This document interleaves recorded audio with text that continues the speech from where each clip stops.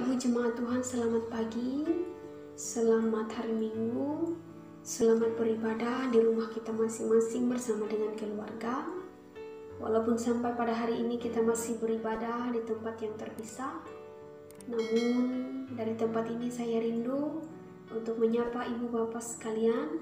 Salam dalam kasih Tuhan kita Yesus Kristus.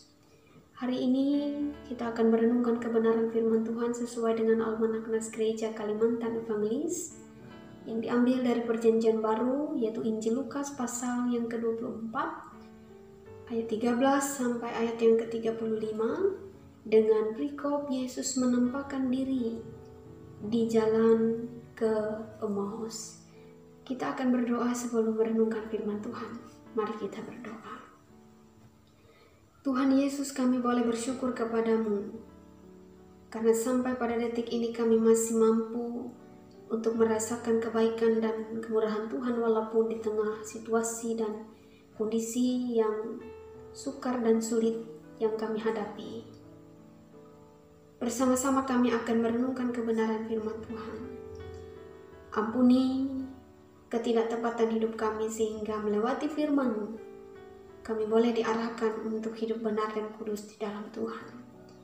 Berkati hamba-Mu yang menyampaikan firman ini, agar boleh sesuai seturut dengan kehendak Tuhan dan bisa menjadi berkat. Hanya di dalam dan oleh Yesus Kristus kami berdoa dan mengucap syukur. Amin. Bapak Ibu Jemaat yang dikasihi Tuhan,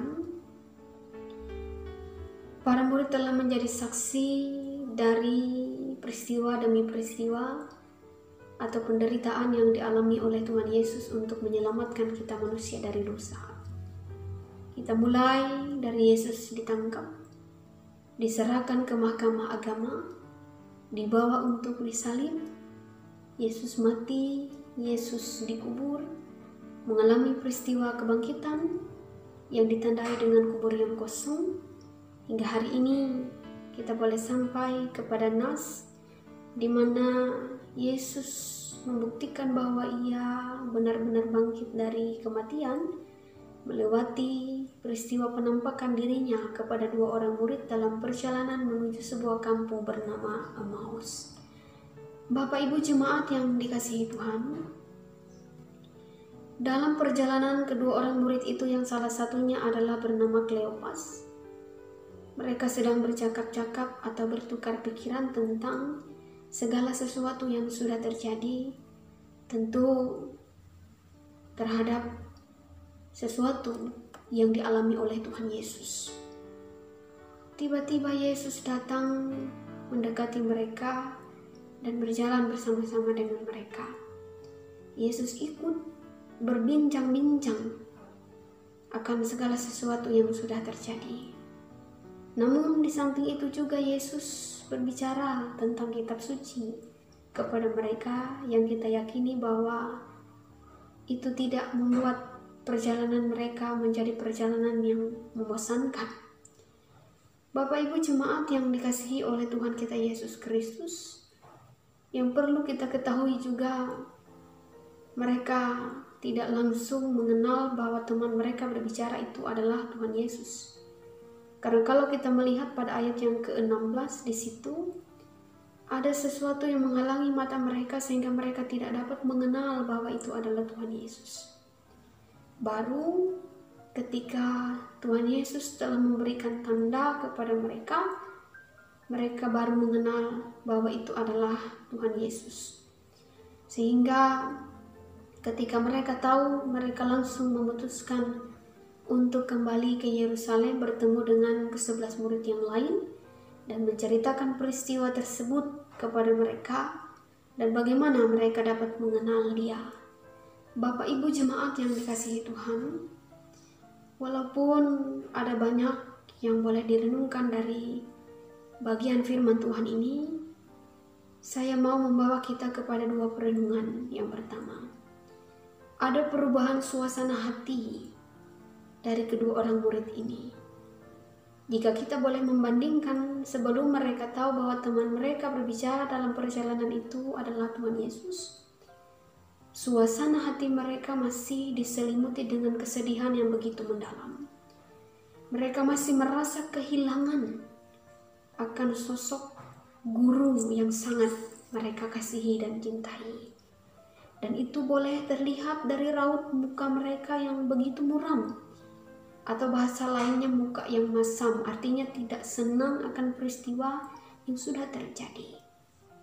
Tetapi Bapak Ibu jemaat yang dikasihi Tuhan, ketika mereka tahu bahwa teman mereka berbicara dalam perjalanan itu adalah Tuhan Yesus, ketika mereka memutuskan untuk kembali ke Yerusalem dan berbicara kepada murid yang lain bahwa Yesus benar-benar bangkit, kita boleh melihat bahwa di situ ada perasaan gembira, sukacita dan kebahagiaan yang melingkupi mereka.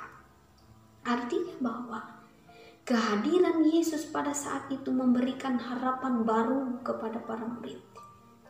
Sehingga duka cita, kesedihan itu boleh berganti menjadi sebuah sukacita dan kegembiraan yang begitu sangat luar biasa.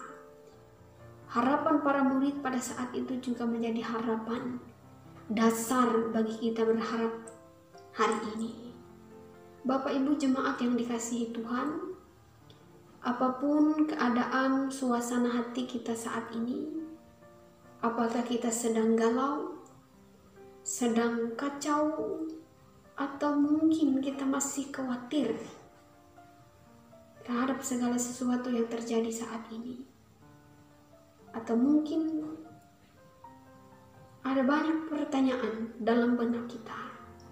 Salah satunya, kapan pandemi COVID-19 yang boleh terjadi sampai pada hari ini akan berlalu?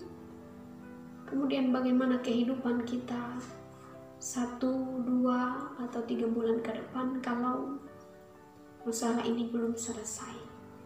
Bapak Ibu jemaat yang dikasihi Tuhan, kita percaya bahwa di tangan Tuhan segala perkara sesulit apapun yang kita alami saat ini, ketika kita berjalan bersama-sama dengan Tuhan, kita yakin bahwa segala sesuatunya pasti akan bermuara kepada kebaikan.